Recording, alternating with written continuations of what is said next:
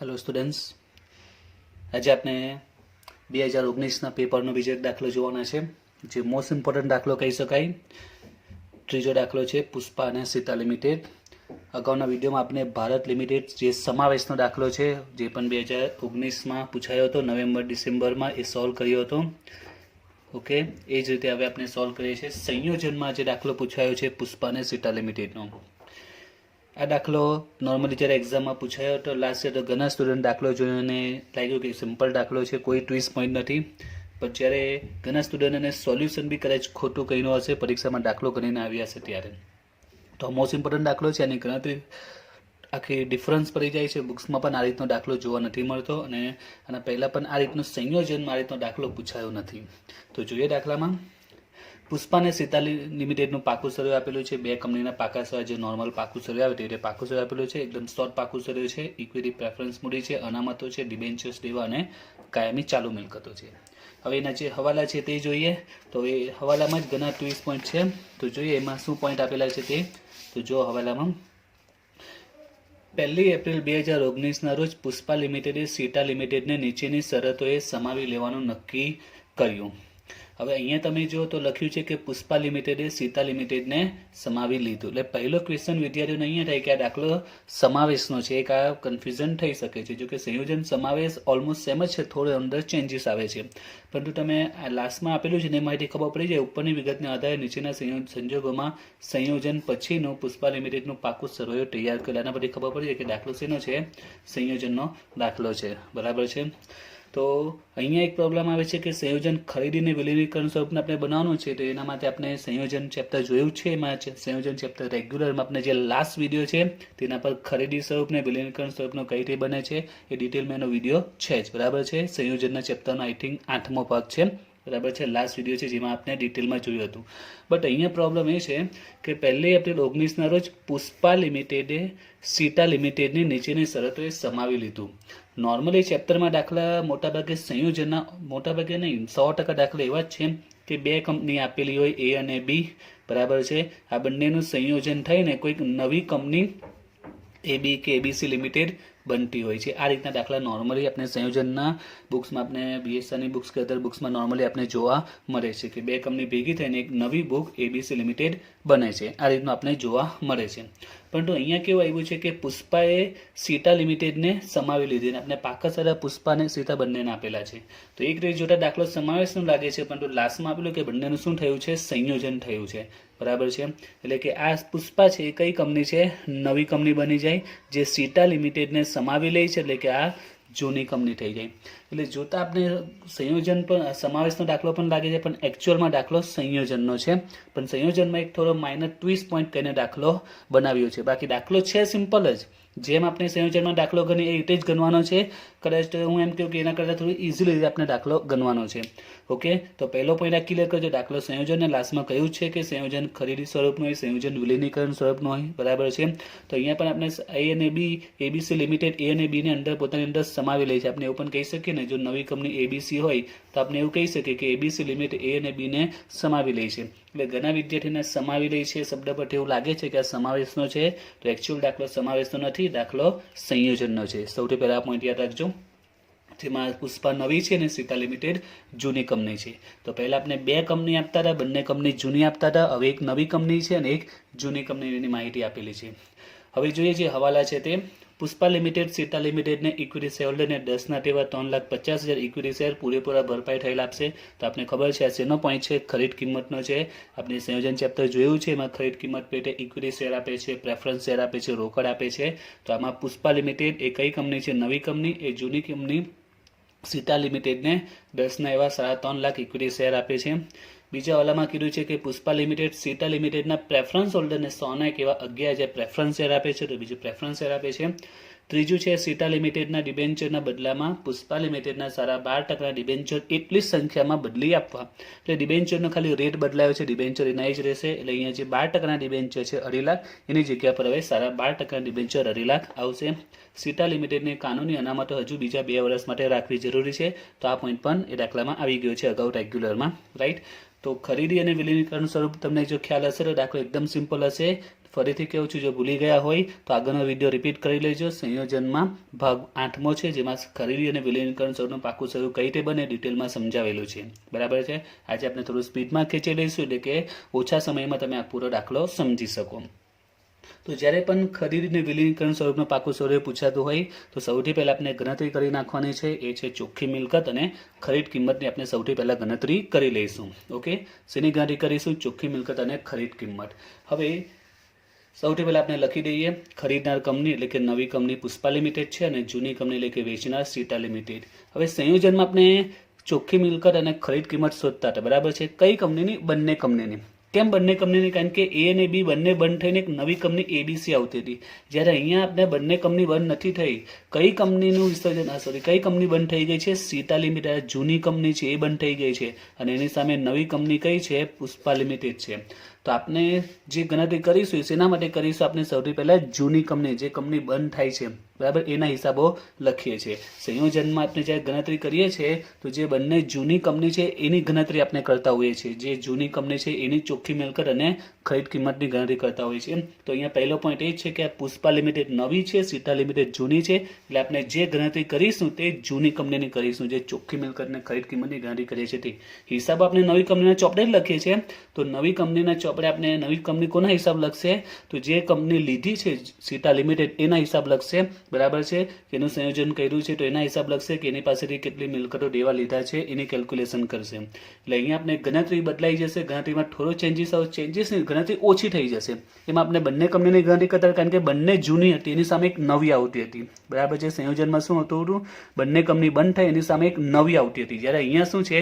આ નવી તો છે, આ જૂની બંધ થઈ ગઈ, એની સામે પુષ્પા નવી કહેવાશે એમ. એટલે ફક્ત તમારે ગણતરી કોની કરવાની છે? સીટા લિમિટેડની. એટલે આપણે જે ગણતરી કરી છે ચોખ્ખી મિલકત અને ખરીદ કિંમત, એ ગણતરી બંને કંપની નહીં થશે. જૂની કંપની એટલે કે સીટા લિમિટેડની ગણતરી થશે. ઓકે, તો સૌથી પહેલાં આપણે સ્ટાર્ટ કરીશું ચોખ્ખી મિલકતની ગણતરી. તો આપણે સીટા લિમિટેડની ગણતરી કરીશું. તો જ્યારે આ પ્રકારે એકમાં સમાવી લઈ એનો મિનિંગ શું થાય? કે એની બધી મિલકતો અને દેવા લઈ લીધા કહેવાય. બરાબર છે. અહીંયા હું થોડો ચેકો મારી રહ્યો છું, કારણ કે બે દાખલામાં પછી કન્ફ્યુઝન થાય. આ બીજો દાખલો છે, આપણે આ દાખલો નહીં ગણતા, કારણ કે બે પાકા સવા જોઈને આની રકમ આમાં ચાલી જાય એટલે ને ચોકટ મારી છે. આ ખોટું નથી. બરાબર છે. આ તો આપણે સમજવા માટે તો જોઈએ. તો સૌથી પહેલાં આપણે ચોખ્ખી મિલકતની ગણતરી સ્ટાર્ટ કરીએ. તો સિમ્પલ જ છે, મિલકતોમાં કંઈ ખાસ છે નહીં. ગણતરી આપણે સીટા લિમિટેડની કરવાની છે. તો કઈ કઈ મિલકતો લીધી કેવા છે? તો આ જેનું જ્યારે ખરીદી વિલીનીકરણ સ્વરૂપનું હોય તેવા દાખલામાં કોઈ માહિતી આપતા જ નથી કે કઈ મિલકતો કયા દેવા લીધા છે. કોઈ માહિતી આપતા નથી. એ સિચ્યુએશનમાં આપણે દરેક મિલકતો દરેક દેવા લઈ લીધા એમ છે માની લઈશું. બરાબર છે. સંયોજનમાં જો કોઈ માહિતી આપી ન હોય, સંયોજનવાળા ચેપ્ટરમાં કોઈ માહિતી ન આપે કઈ મિલકતો કયા દેવા લીધા, તો દરેક મિલકતો દરેક દેવા લઈ લીધા કહેવાય. એટલે કે આ બંને મિલકતો લઈ લીધી છે 47,30,000, 19,70,000, એટલે ટોટલ 67 લાખ. અને દેવા કયા કયા છે? ડિબેન્ચર્સ અને વેપારી દેવા, બે દેવા છે. એમાં ડિબેન્ચર્સનો હવાલો હતો પણ એમાં કોઈ ચેન્જીસ આવ્યો નથી. 2.5 લાખ જ છે. ઓકે, તો 67 લાખ એ થયા. એમાંથી આ 2.5 લાખ અને 9,90,000 માઇનસ કરીશું. એટલે ચોખ્ખી મિલકત આવે છે 54,60,000. ચોખ્ખી મિલકત આવી. હવે આપણે કોની ગણતરી કરીશું? ખરીદ કિંમતની. તો ખરીદ કિંમતમાં તમે જો શું આપ્યું છે નવી કંપનીએ? તો નવી કંપનીએ ખરીદ કિંમત પેટે આપણે શું આપ્યું છે? તો પહેલો ને બીજો વાલો, અને પહેલો ને બીજો ખરીદ કિંમત સાથે સંકળાયેલો છે. તો પહેલા વાલામાં કીધું છે ઇક્વિટી શેર હોલ્ડરને શું આપે છે? પુષ્પા લિમિટેડ નવી કંપની, જૂની કંપની સીટા લિમિટેડને 10 એવા 3.5 લાખ ઇક્વિટી શેર આપે. ડાયરેક્ટ આપી દીધું છે 10 એવા 3.5 લાખ ઇક્વિટી શેર. એટલે 3.5 લાખ ઇક્વિટી શેર, દરેક રૂપિયા 10 એટલે 35 લાખ. અને એ જ રીતે રૂપિયા 100 એવા 11,000 પ્રેફરન્સ છે. 11,000 પ્રેફરન્સ છે, દરેક રૂપિયા 100 11 લાખ. એટલે ટોટલ ખરીદ કિંમત આવી 46 લાખ. બરાબર છે. ખરીદ કિંમત થઈ ગઈ, ચોખ્ખી મિલકત થઈ ગઈ. હવે આપણે સ્ટાર્ટ કરીએ સંયોજન કયા સ્વરૂપનું હોય? ખરીદી કે વિલીનીકરણનું. બરાબર છે. તો પહેલાં આપણે વિલીનીકરણનું સ્ટાર્ટ કરીએ. જ્યારે આપણે રેગ્યુલરમાં મેં દાખલો સમજાવ્યો તો હું સૌથી પહેલાં વિલીનીકરણની ગણતરી કરાવતો હતો, ત્યાર પછી ખરીદ સ્વરૂપની. તો અહીંયા પણ આપણે એવી રીતે કરીશું. પહેલાં વિલીનીકરણની ગણતરી, ત્યાર પછી ખરીદી સ્વરૂપની. તો સ્ટાર્ટ કરીએ પહેલાં વિલીનીકરણમાં. તો વિલીનીકરણમાં આપણે અમુક ગણતરી કરતા તમને યાદ હોવી જોઈએ. એના માટે મેં કહ્યું કે વિલીનીકરણ અને ખરીદી સ્વરૂપની ગણતરી યાદ હશે તો દાખલો એકદમ સિમ્પલ લાગશે. તો જ્યારે સંયોજન વિલીનીકરણ સ્વરૂપનું હોય તો ત્યારે આપણે ખરીદ કિંમત લખતા હતા અને બંને કંપની લખતા હતા. બરાબર છે. જે બે કંપની આપેલી હોય તે. પરંતુ આમાં બધી ગણતરી આપણે જે જૂની કંપની સીટા લિમિટેડની જ લખીશું. તો સૌથી પહેલાં આપણે એની ખરીદ કિંમત લખીશું. ખરીદ કિંમત છે 46 લાખ. એમાંથી લઈ લીધેલી શેર મૂડી માઇનસ કરતા હતા. બરાબર છે. તો સીટા લિમિટેડની શેર મૂડી કઈ છે? તો શેર મૂડી છે, ઇક્વિટી શેર મૂડી 30 લાખ અને પ્રેફરન્સ મૂડી 10 લાખ. એમાં મેં તમને સમજાવેલું કે નવામાંથી જૂનું માઇનસ કરતા હતા. એમાં ડિબેન્ચર પણ આપણે લેતા હતા, પરંતુ આ દાખલામાં ડિબેન્ચરમાં કોઈ ચેન્જીસ આવ્યો નથી. 2.5 લાખના 2.5 લાખ છે, આમાં કોઈ નફો નુકસાન નહીં થતો. એમાં સમજાવેલું છે ડિટેલમાં, બરાબર છે. જો ભૂલી ગયો તો વિડીયો રિપીટ કરજો એટલે આમાં ખબર પડી જશે. તો જે નવી છે એમાંથી જૂનું માઇનસ કરતા હતા. તો નવા ઇક્વિટીને પ્રેફરન્સ શેર મળીને કેટલા રૂપિયા મળ્યા? 46 લાખ. સિમ્પલ લેંગ્વેજમાં વિચારીએ, નવા ઇક્વિટી પ્રેફરન્સ શેર મળીને 46 લાખ મળ્યા, જ્યારે જૂના ઇક્વિટીને પ્રેફરન્સ શેર કેટલા છે? 40 લાખ છે. 30 ને 10 40, એટલે 6 લાખનો તફાવત આવ્યો. એટલે 6 લાખનું ઇનડાયરેક્ટ લેશું કે એક રીતનું નુકસાન જ છે. 6 લાખનું બિઝનેસમાં નુકસાન થયું. સિમ્પલ વિચારો. નવી કંપની એટલે કે પુષ્પાએ સીટા લિમિટેડને 35 લાખ ને 11 લાખ 46 લાખના શેર આપ્યા, બરાબર છે. અને જૂના શેર કેટલા હતા? ઇક્વિટીને પ્રેફરન્સના 30 ને 10 40 હતા, અને સામે 46 આપ્યા છે. એટલે કંપનીને અહીંયા નુકસાન થયું. કે તફાવત જે તે નુકસાન કહેવાય 6 લાખનું, બરાબર છે. ડિબેન્ચર પણ આપણે ગણતરીમાં લેતા હતા, બરાબર છે. જે રેગ્યુલરમાં દાખલો જોયો તેમાં ડિબેન્ચર પણ લેતા હતા, પરંતુ ફરીથી કહું છું, અહીંયા ડિબેન્ચરમાં કોઈ ચેન્જીસ આવ્યું નથી. એમાં હવાલા ઉતરો કે ડિબેન્ચરમાં વ્યાજની આવક જળવાઈ રહે કે 10% વધારે એવો પોઈન્ટ હતો. અહીંયા કોઈ પોઈન્ટ નથી. 2.5 લાખના 2.5 લાખ જ ડિબેન્ચર છે, એટલે એમાં ડિબેન્ચર આપણે અહીંયા લીધા નથી. હવે 6 લાખ રૂપિયાની આપણે જોગવાઈ કરતા હતા. કેમાંથી જોગવાઈ કરતા હતા? તો પહેલાં સામાન્ય અનામત યુઝ કરતા હતા, ત્યાર પછી નફા નુકસાન યુઝ કરતા હતા, બરાબર છે. તો અહીંયા આપણે સૌથી પહેલાં સામાન્ય અનામત વાપરીએ, તો તે આપણે સીટા લિમિટેડને ધ્યાનમાં લઈશું. તો સીટા લિમિટેડ માટે સામાન્ય અનામત છે 9,80,000નું સામાન્ય અનામત છે. કેટલું અનામત છે? 9,80,000. અને આપણે તફાવત કેટલો છે? 6 લાખ. એટલે 6 લાખ આપણે પૂરેપૂરા કેમાંથી મળી જશે? સામાન્ય અનામતમાંથી 6 લાખ મળી જશે, બરાબર છે. એટલે આપણે નફા નુકસાન ખાતું એ દાખલામાં આપણે યુઝ કરતા હતા. એમાં તમને યાદ હશે, સામાન્ય અનામત વાપરતા હતા, એક ખૂટે એ પૂરું થઈ જાય, પછી નફા નુકસાનમાંથી બાકીની જોગવાઈ કરતા હતા. પરંતુ એ સામાન્ય અનામતમાં 980 છે, એમાંથી આપણે 6 લાખ રૂપિયા નુકસાનની જોગવાઈ કરી દીધી. એટલે હજી સામાન્ય અનામતમાં કેટલા રૂપિયા બેલેન્સ રહેશે? 3,80,000. 980 હતા, એમાંથી 6 લાખ આપણે લઈ લીધા. એટલે હજી સામાન્ય અનામતમાં કેટલા રૂપિયા છે? 3,80,000ની બાકી બતાવે છે. ઓકે, તો આ સંયોજન વિલીનીકરણ સ્વરૂપનું આપણું થઈ ગયું, બરાબર. હવે એમાં આપણે પાકું સર્વે બનાવતા હતા. તો પાકું સર્વે માટે મેં તમને સમજાવેલું, વિલીનીકરણ એટલે શું? બંને મર્જ થઈ જાય છે, બંને ભેગી થઈ જાય છે, બરાબર છે. આ કંપની ને આ કંપની બંને ભેગી થઈ જાય છે. તો બસ વિલીનીકરણમાં એ જ કામ, તમે બંનેને શું કરવાના છે? ભેગા કરી નાખવાના છે. આ પુષ્પા લિમિટેડ અને સીટા બંનેને પ્લસ કરી દઈશું, બંનેને કમ્બાઈન કરી દઈશું. શું ચેન્જીસ આવશે? તો જે ચેન્જીસ કેમાં આવશે? જે વસ્તુ બદલાઈ ગયું તે, બરાબર. હવાલામાં તમે જો શું ચેન્જીસ થયા છે? તો ઇક્વિટી શેર બદલાઈ ગયા છે, પ્રેફરન્સ શેર બદલાઈ ગયા છે, ડિબેન્ચર પણ બદલાયા છે, પણ રકમ એની એ જ છે, બરાબર છે. તો ઇક્વિટી શેર બદલાય છે અને પ્રેફરન્સ શેર બદલાઈ ગયા છે. અને બીજી અસર કેમાં આવી છે? સામાન્ય અનામતમાં. તો સામાન્ય અનામતમાં ચેન્જીસ આવશે. મર્જ કરવું એટલે આપણી પાસે બે વસ્તુ છે, બંનેને ભેગી કરવી, સિમ્પલ લેંગ્વેજમાં કહીએ તો. અને જો પ્રેક્ટિકલ તમારે વિચારવું હોય રૂલ્સ પ્રમાણે, તો આપણી પાસે પુષ્પા લિમિટેડનું જો બીજી રીતે વિચારવું હોય તો પુષ્પા લિમિટેડનું પાકું સર્વે છે. પુષ્પા સીટાને ખરીદે છે. સમજો તમારી પાસે એક ઘર છે, બરાબર છે. આ તમારું ઘર છે, તમારી પાસે 2 ઘર છે, બીજું બી ઘર છે. હવે તમે ત્રીજું ઘર લેશો, અથવા એમ છે ઘર બહુ મોટું થઈ જાય. માની લો કે તમારા ઘરમાં એક સપોઝ ઓકે, આપણે કપડાનો વિચાર, એક સિમ્પલ સામાન્ય એક્ઝામ્પલ. તમારી પાસે 5 જોડી કપડાં છે, બરાબર છે. તો અત્યારે તમારા ઘરમાં 5 જોડી છે, તમે બજારમાંથી બીજી 2 જોડી લાવ્યા. તો હવે તમે કેટલી જોડી થઈ જશે? તમે જ્યારે કબરમાં મૂકશો તો કઈ રીતે બતાવશો કે 5 જોડી પહેલાંની હતી જ, પ્લસ બીજી 2 જોડી આવી? બસ આ એવું જ છે. પુષ્પા લિમિટેડનું પાકું સર એઝ ઇટ ઇઝ આવશે, બરાબર છે, કારણ કે એ નવી કંપની છે. હવે સીટા લિમિટેડને ખરીદી લે છે, એટલે સીટા લિમિટ પાસે જે આવશે તે આમાં એડ થઈ જશે. ખ્યાલ આવ્યો? Simple point. પુષ્પા લિમિટેડ એક કંપની છે, એ સીટા લિમિટેડને પોતે લઈ લે છે, એટલે સીટા લિમિટેડ બધી વસ્તુ હવે એની થઈ જશે, બરાબર. વિલીનીકરણમાં બંને મર્જ થઈ જશે આ રીતે. તો ચલો સ્ટાર્ટ કરીએ પાકું સર્વે બનાવવાનું તે. તો આપણે વિલીનીકરણનું પાકું સર્વે સ્ટાર્ટ કરીએ. ઓકે, તો સૌથી પહેલાં આપણે ઇક્વિટી જવાબદારી, એમાં શેર મૂડી. તો ઇક્વિટી શેર મૂડી પુષ્પાનું યાદ રાખજો, પુષ્પાની તો બધી જ મિલકતો બધું જ આવશે, બરાબર છે. તો એની શેર મૂડી કેટલી છે? 80 લાખ છે. પ્લસ સીટાની શેર મૂડી આવશે, ઇક્વિટી શેર મૂડી. હવે સીટાની 30 લાખ છે, પણ આપણે એને 30 લાખને બદલે કેટલા ઇક્વિટી શેર આપ્યા? 35 લાખના આપ્યા છે. એને પોતાના 80 લાખ તો છે જ. પુષ્પાના શેરની વાત કરીએ તો પોતાના 80 લાખ ઇક્વિટી શેર તો છે જ. આપણે બેન્ડ કરી દઈએ. ઓકે, જો પુષ્પાના પોતાના 80 લાખ તો ઇક્વિટી શેર છે જ, અને બીજા સીટા લિમિટેડને કેટલા આપ્યા છે? હવે 30ની જગ્યા પર 35 લાખના આપ્યા છે. 80 લાખ ને 35 લાખ એટલે ઇક્વિટી શેર મૂડી આવશે 1,15,00,000. એ જ રીતે પ્રેફરન્સ મૂડી ત્યાર પછી લાઇનસર પાકું સર્વે જોતા જવાનું. પ્રેફરન્સ મૂડી, તો જો પુષ્પા પાસે તો પ્રેફરન્સ છે જ નહીં, ડેશ છે, પણ સીતા પાસે પ્રેફરન્સ છે. સીતાના પ્રેફરન્સ શેર આપણે કેટલા છે? તો સીતાના પ્રેફરન્સ શેર છે 11 લાખ, એટલે અહીંયા પ્રેફરન્સ મૂડી આવશે 11 લાખ. ત્યાર પછી અનામત વધારવાની વાત કરીએ, સામાન્ય અનામત, તો જો પુષ્પા લિમિટેડની અનામત તો છે જ 46,10,000. પુષ્પા લિમિટેડની અનામત તો છે જ, કેટલી છે? 46,10,000. હવે સીતા લિમિટેડની અનામત કેટલી છે? તો સીતા લિમિટ પાસે 980 અનામત આપની થઈ ગઈ છે, પણ એમાંથી આપણે જે 6 લાખનું નુકસાન એની જોગવાઈ કરી, એટલે હવે બાકી કેટલી બચી છે? 380 છે. એટલે 46,10,000 પ્લસ આ 380 એટલે થઈ ગઈ 49,90,000. ત્યાર પછી કાનૂની અનામતો, તો સીતા લિમિટેડ પુષ્પાની તો 3,90,000 છે જ, પુષ્પા લિમિટ 390 પ્લસ હવે મર્જ છે, આ વિલીનીકરણ છે, એટલે બંને ભેગું થઈ જશે. આની જે વસ્તુ આ બધી આની થઈ જશે, એટલે 390 એનો કાનૂની અનામતો છે ને આની અનામત પણ એમાં આવી જશે. તો 390 1 25 તો આવશે 5,15,000 કાનૂની અનામતો 5,15. એ જ રીતે નફા નુકસાન ખાતું, તો 5,63 પુષ્પાનું છે, સીતાનું પણ આવી જશે 5,63 અને 3,55 એટલે 9,18,000.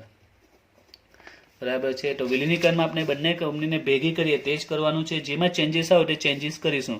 તો ચેન્જીસ ફક્ત ઇક્વિટી શેરમાં આવશે, પ્રેફરન્સ શેરમાં ને સામાન્ય અનામત, ત્રણમાં જ ચેન્જીસ આવ્યો છે. બરાબર છે. સીતા લિમિટેડની વાત કરીએ, ઇક્વિટી શેર બદલાઈ ગયા, પ્રેફરન્સ શેર બદલાઈ ગયા અને સામાન્ય અનામતની બાકી બદલાઈ ગઈ. બાકી કોસામાં કોઈ ચેન્જીસ આવ્યો નથી. એઝ ઇટ ઇઝ ડિબેન્ચરમાં ચેન્જીસ આવ્યો, રેટ બદલાઈ ગયો છે 12% બદલે હવે કેટલા થઈ ગયા છે? 12.5% ડિબેન્ચર્સ આપી દીધા છે. 12% બદલે કેટલા ટકાના? 12.5%. ઓકે, તો ડિબેન્ચર્સ 250 ડાયરેક્ટ આવી જશે. એટલે હવે આપણે ફક્ત બંને કંપનીનો સીધો ટોટલ જ કરીશું. 1437 990 ટોટલ કરીએ તો આવશે 24,27,000. ઓકે, હવે આપણે જે આવશે તે કુલ ટોટલ દેવા બાજુનો જે આવે છે 2,17,00,000. હવે આપણે મિલકત સાઈડ, તો તમને યાદ હશે આ ચેપ્ટરમાં કે ખરીદી સ્વરૂપ ને વિલીનીકરણ સ્વરૂપ, એટલે મિલકતમાં કોઈ ચેન્જીસ થયો જ નથી, કોઈ વધારો ઘટાડો થયો નહીં. જો થયો હોય તો આપણે વધારો ઘટાડો કરશે, પણ આમાં કોઈ વધારો ઘટાડો થયો નહીં. બંનેને ટોટલ કરી દઈશું તો અહીંયા કાયમી મિલકત આવશે 59,70,000 અને જે તે દેવા આવશે 40,00,000 ને 19,70,000, 40,00,000 અને 19,70,000. સોરી, રકમ ઉપર નીચે થઈ ગઈ છે. આવશે કાયમી મિલકતોમાં 59,70,000, 10 ને 57,30,000, 1,57,30,000. ઓકે, ટોટલ કરીશું આપણે તો એ બંને બાજુ મેચ થઈ જશે 2,17,00,000. તો આ વિલીનીકરણ આપણું અહીંયા કમ્પ્લીટ થઈ ગયું છે. ઓકે, વિલીનીકરણ કમ્પ્લીટ થયું. હવે આપણે ખરીદી સ્વરૂપનું સ્ટાર્ટ કરીએ. જે સંયોજનમાં આપણે ચેપ્ટરની શરૂઆતમાં જે દાખલા ગણ્યા છે, શરૂઆતના 1 થી 7 વિડીયોમાં બધા ખરીદી સ્વરૂપના દાખલા ગણ્યા છે. બરાબર છે. તો ખરીદી સ્વરૂપના સ્ટેપ શું છે? તો એના સ્ટેપમાં આપણે સૌથી પહેલા ચોખ્ખી મિલકત ગણીએ, જે થઈ ગયું છે. બીજું ખરીદ કિંમત ગણીએ અને ત્યાર પછી ત્રીજું સ્ટેપ કયું છે? આપણે પાઘડી કે મૂડી અનામત ગણીએ છીએ. બધાને ખ્યાલ છે જ કઈ રીતે ગણાય તે. તો ચોખ્ખી મિલકત છે 54,60 અને ખરીદ કિંમત છે 46,00,000. બંનેમાં તફાવતમાં જોઈએ તો ખરીદ કિંમત ઓછી છે, ચોખ્ખી મિલકત વધારે છે, એટલે તફાવતની રકમ મૂડી અનામત કહેવાશે, જે આવશે 8,60,000. બરાબર છે. હવે સંયોજન ખરીદી સ્વરૂપનું હોય તેનું આપણે પાકું સરવૈયું તૈયાર કરીશું. હવે ખરીદી સ્વરૂપના પાકા સરવૈયામાં તમને યાદ હશે હું તમને આમનોન લખાવતો હતો. બરાબર છે. અને આમનોનના બેઝ પર આપણે પાકું સરવૈયું બનાવે છે. પણ ત્યારે પણ મેં તમને કહ્યું કે શક્ય હોય તો આપણે આમનોન વગર બનાવવાની પ્રેક્ટિસ કરવાની છે. એનું કારણ છે કે પરીક્ષામાં એટલો ટાઈમ આવતો નથી કે મળતો નથી કે આપણે આમનોન લખી શકીએ. આમનોન વગર આપણે વિચારવાનું છે. તો અહીંયા થોડો હું ક્લુ આપી દઉં છું. આમનોન વગર જો આપણે આમનોન કરીએ તો શું આમનોન કરીશું તે આમનોનનો થોડો ક્લુ વિચારી લઈએ. પરીક્ષામાં પણ તમારે આમનોન પૂછેલ નથી, તમારે ફક્ત પાકું સરવૈયું બનાવવાનું છે. તો તમે આમનોન લખવા જરો, ટાઈમ વેસ્ટ થશે, સમય બચાવવાનો છે. એમ પણ કોર્પોરેટ એકાઉન્ટમાં ટાઈમ કશો ખૂટતો હોય છે. તો ચલો આપણે જે આમનોન કરતા આમનોન યાદ કરીએ. તો આમનોન આપણે શું કરતા હતા? કાયમી મિલકત ઉધાર, ચાલુ મિલકત ઉધાર કરતા હતા. બરાબર. ડિબેન્ચર જમા, જે દેવા છે બધા દેવા જમા કરતા હતા. મિલકતો ઉધાર કરતા હતા, દેવા જમા કરતા હતા અને મૂડી અનામત કે પાઘડી જોતા હતા. જો મૂડી અનામત હોય જમા, પાઘડી હોય તો ઉધાર, એટલે મૂડી અનામત જમા કરતા હતા. બરાબર. પહેલી આમનોન આવતી હતી મિલકતો ઉધાર, દેવા જમા, મૂડી અનામત જમા અને જૂની કંપની એટલે કે અહીંયા સીટા લિમિટેડનું લિક્વિડેટર જમા કરતા હતા. બીજી આમનોનમાં શું કરતા હતા, સીટા લિમિટેડના લિક્વિડેટરને ઉધાર કરતા હતા અને એવી કંપની જે આપ્યું હોય ઇક્વિટી શેર પ્રેફરન્સ શેર એને જમા કરતા હતા. એ સિવાય બીજું કોઈ આમનોન આમાં આવે એવું છે નહીં, આવતી હતી પણ આમાં કોઈ છે જ નહીં. નવી કંપની જો શેર આપેલા હોય, સોરી વધારાના શેર બહાર પાડે કે પછી ખર્ચ ચૂકે એવી કોઈ આમનોન બીજું આમાં કોઈ પોઈન્ટ આવતો નથી. એટલે આમાં આમનોન આ જ આવશે, ખરીદીને વિલિંગ ઇન્કમ એક જ આમનોન આવશે, સોરી બે જ આવશે. પહેલી જે મિલકતો ઉધાર દેવા જમા કરીએ, પાઘડી કે મૂડી અનામતમાંથી જે હોય તે ઉધાર જમા અને જૂની કંપનીનું લિક્વિડેટર જમા. ને બીજી આમનોનમાં એ લિક્વિડેટરને ઉધાર કરીને ઇક્વિટીને પ્રેફરન્સ શેર જમા કરતા હતા. ઓકે, તો આપણે એ જ રીતે આમનોન છે એ યાદ રાખવાની છે અને આમનોન પરથી આપણે પાકું સગાયું બનાવતા હતા. તો અહીંયા એ જ પોઈન્ટ યાદ રાખવાના, આમનોન પરથી જ પાકું સગાયું બનાવશો એમ. પરંતુ આ દાખલામાં ટ્વિસ્ટ પોઈન્ટ એ છે કે તમારે આ જે પુષ્પા લિમિટેડ છે, બરાબર છે, એ નવી કંપની છે. તો સિમ્પલ હમણાં મેં જે તમને અહીંયા ઉદાહરણ આપ્યું તેમ કે તમારી પાસે 5 જોડી છે, તમે બીજી 2 જોડી લેવો તો તમારી 5 તો ઓલરેડી છે જ, બરાબર. કબર્ડમાં 5 તો તમે બહાર નથી કરવાના, 5 તો તમે રવા દેવાના, સારી છે, બીજી તમે 2 લાવ્યા છે. તો અહીંયા એ જ પોઈન્ટ છે કે પુષ્પા લિમિટેડની તો બધી જ વિગતો આવશે, બરાબર છે. અગાઉના જે આપણે રેગ્યુલરમાં દાખલામાં એવો પોઈન્ટ નહીં હતો, કારણ કે એમાં બંને જૂની હતી, આ એક ઓલરેડી નવી છે. તો પુષ્પા લિમિટેડની જેટલી પણ વિગતો છે એટલે એની મિલકતો દેવા તે પોતાના તો આવવાના જ છે અને સીટા લિમિટમાંથી જે ખરીદ્યું છે તે એક્સ્ટ્રા એમાં ઉમેરાશે. ફરીથી યાદ રાખજો, પુષ્પા લિમિટેડની જેટલી પણ મિલકતો છે, અનામતો છે, દેવા છે, દરેકની એન્ટ્રી આવશે અને સીટા લિમિટ પાસેથી આપણે જે ખરીદ્યું છે તેની એન્ટ્રી એમાં એડ થશે. તો સીટા લિમિટ પાસેથી આપણે શું લીધું છે, તો કાયમી મિલકતો લીધી છે, ચાલુ મિલકતો લીધી છે, ડિબેન્ચર લીધા છે, વેપારી દેવા લીધા છે અને સાથે એક મૂડી અનામત આવી છે અને બદલામાં ઇક્વિટી શેર ને પ્રેફરન્સ શેર આપેલા છે. તો આપણે એ ધ્યાનમાં લઈશું. તો જો હવે આનું પાકું સર્વે કઈ રીતે બનશે તે તો જો સૌથી પહેલા યાદ રાખજો, પુષ્પાની તો દરેક વિગત આવશે, બરાબર. તમારે આ પૂરેપૂરું પાકું સર્વે એડ આવશે જ, એમાં પ્લસ સીટાની વિગતો એડ કરવી પડશે. ઓકે, તો ચલો સૌથી પહેલા શેર મૂડી તો પુષ્પાની પોતાની 80 લાખની શેર મૂડી છે અને સીટાની કેટલી આવી, સીટાની આવી 35 લાખ, એટલે આ જ અમાઉન્ટ આવશે 1,15,00,000. એ જ રીતે પ્રેફરન્સ મૂડીમાં પણ સેમ ટુ સેમ એ જ આવશે, 11 લાખ આવશે. હવે જો ધ્યાન આપજો, સામાન્ય અનામતમાં તો સામાન્ય અનામત પુષ્પાની તો 4610 છે, સીતાની કોઈ સામાન્ય અનામત આવવાની નથી, કારણ કે આપણે ખરીદી સ્વરૂપમાં જે ખરીદ્યું તે ધ્યાનમાં લઈશું. એટલે કે મિલકતો છે, ચાલુ મિલકત, ડિબેન્ચર, વેપારી દેવા, ઇક્વિટી પ્રેફરન્સ અને મૂડી અનામત, આટલી વિગત એક્સ્ટ્રા ઉમેરાશે, બરાબર છે. કાયમી મિલકત, ચાલુ મિલકત, ડિબેન્ચર્સ દેવા, ઇક્વિટી પ્રેફરન્સ અને મૂડી અનામત આટલી ઉમેરાશે, બીજી કોઈ વિગત એમાં ઉમેરાશે નહીં, બરાબર. ખરીદી સ્વરૂપમાં આપણે અનામતો ડાયરેક્ટ અંદર લખતા નહીં હતા, વિલીનીકરણમાં લખાય છે. તો અહીંયા આપણે આમનોનથી બનાવે તો ઘણું ઇઝી પડે, પણ આમનોનમાં ઘણો ટાઈમ વેસ્ટ છે એટલે હું શોર્ટમાં કરાવું છું. તો 4610 પુષ્પાની તો પોતાની જે અનામત છે તે આવશે 46,10,000. એ જ રીતે પુષ્પાની 390 કાનૂની અનામત એ પણ જેમ છે તેમ આવશે જ અને નફા નુકસાન જે 5,63 છે એ પણ આવશે જ, બરાબર. હવે ડિબેન્ચર્સ તો પુષ્પાના ડિબેન્ચર છે નહીં, પણ સીતામાંથી આપણે ડિબેન્ચર અને વેપારી દેવા બંને વિગતો લીધી છે. કઈ વિગત આમાં જે ચેન્જ થશે, જો શોર્ટમાં કેવું હોય તો આપ જે ગણતરી કરી છે એમાં જે ગણતરી છે એ ચેન્જ થશે. એટલે ઇક્વિટી શેર અને પ્રેફરન્સ શેર ચેન્જ થશે, આ ઇક્વિટી શેર અને પ્રેફરન્સ શેર ચેન્જ થશે. ત્યાર પછી એક મૂડી અનામત ઉમેરાશે.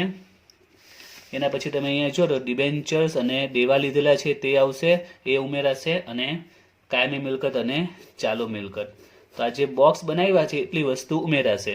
એટલે પુષ્પાનું જે પાકું સર્વે એ પૂરેપૂરું આવશે અને જે બોક્સમાં બનાવ્યું છે એટલી વિગત તમારે એમાં એડ કરવી પડશે. તમે ખરીદ્યું છે એટલે આટલી વિગત તમે ખરીદી કહેવાય. તો એ પ્રકારે આપણે પાકું સર્વે કમ્પ્લીટ કરીએ. ડિબેન્ચર્સની વાત કરીએ, એના પોતાના નથી પણ આના 250 એડ થશે એટલે 250 આવશે. એ જ રીતે વેપારી દેવા તો એના 14,37 છે અને 990 એડ થશે એટલે રકમ આ જ આવશે 24,27,000. મિલકતોની વાત કરીએ તો કાયમી મિલકતો પોતાની 1,10,00,000 છે, અહીંયા 47,30,000 આવશે એટલે કાયમી મિલકતો 1,57,30,000 અને એ જ રીતે ચાલુ મિલકતો પોતાની 40 લાખ અને અહીંયા 59,60,70,000. તમે બંને બાજુ ટોટલ કરશો, ટોટલ બેલેન્સ થઈ જશે. પણ એમાં જો એક વિગત એડ કરવાની બાકી છે, કઈ આ મૂડી અનામત જે વધારાની બહારથી ઉમેરાય. તમને જો યાદ હશે વિલીનીકરણને ખરીદ સ્વરૂપમાં આવતું હતું, વધારાની બહારથી એક પાઘડી કે મૂડી અનામત જે આવે તે ઉમેરાતી હતી. તો અહીંયા મૂડી અનામત છે તે ઉમેરાશે. તો આપણે અહીંયા લખી દઈએ મૂડી અનામત. તો મૂડી અનામત કેટલી છે તો એ છે 8,60,000. તે એક્સ્ટ્રા એડ થશે. મૂડી અનામત 8,60,000 60,000. હવે ટોટલ કરશો તો આન્સર આવી જશે, પરંતુ હજુ એક હવાલો આપણે સોલ્વ કરવાનો બાકી છે. એ કયો હવાલો છે? ચોથો હવાલો કે કાનૂની અનામત હજી 2 વર્ષ માટે રાખવાની છે, એટલે 2 વર્ષ સુધી ચોપડે હોવી જોઈએ. જ્યારે આ પાકા સહાયમાં ચેક કરો તો એમાં કાનૂની અનામત તો છે જ. હવે કાનૂની અનામત કોની? સીટા લિમિટેડની વાત કરે છે, બરાબર છે. તો આમાં તમે જો તો આમાં આપણે બંને અનામતનો ટોટલ કરીએ જ છે. 390 ને 125, 390 ને 125 એટલે 515 આવી ગયા છે. એટલે કે એમાં આપણે 390 ને 125 બંને અનામતો, એટલે કે આપણે સવાલ છે કે સીટા લિમિટેડની અનામતો રાખવાની છે. એટલે આમાં તો વિલીનીકરણમાં તો આવી જ જાય છે, પણ સંયોજનમાં આપણે 390 જ લખ્યા છે. તો આમાં 390 નહીં આવશે, 390 તો પુષ્પાના પોતાના તો આવશે જ, પ્લસ તમારે સીટા લિમિટેડના રાખવાના છે, એટલે બીજા 125 તમારે રાખવા પડશે. 1,25,000 તમારે અહીંયા રાખવા પડશે. એટલે અહીંયા રકમ કેટલી આવશે અત્યારે બહાર બતાવી દઉં છું, 5,15,000. અમે પાછળથી એન્ટ્રી આપી યાદ રહે એના માટે.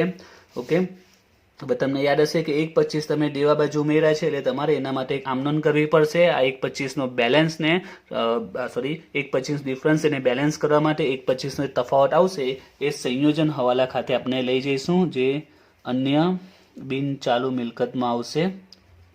સંયોજન હવાલા ખાતે રકમ 1,25,000. તો સંયોજન ખરીદી સ્વરૂપનું હોય, રેગ્યુલર દાખલામાં પણ આ પોઈન્ટ આવે છે. એ જ પોઈન્ટ છે કે અનામત રાખવાની હોય તો તમારે અનામતમાં એટલી રમત ઉમેરી દેવાની છે. કાનૂની અનામત રાખવાની સીટાની 125, એટલે કાનૂની અનામત તમે 125 ઉમેરી દીધો એટલે 515, અને એટલી રકમ તમે હવાલા ખાતે લઈ જાઓ. તમે જો એ આમનોન કરો તો આમનોન એ રીતે થશે, સંયોજન હવાલા ખાતે ઉધાર, તે કાનૂની અનામત ખાતે કેટલા ઉમેરવા પડશે? 125. બંને બાજુ આપણે ટોટલ કરીએ તો બંને બાજુનું ટોટલ આવશે 2,18,25,000. અહીંયા પણ 2,18,25,000. ઓકે, તો આ રીતનો દાખલો ફર્સ્ટ ટાઈમ યુનિવર્સિટીમાં પૂછાયો છે 2019માં. એના પહેલા આ રીતનો દાખલો આવ્યો ન હતો.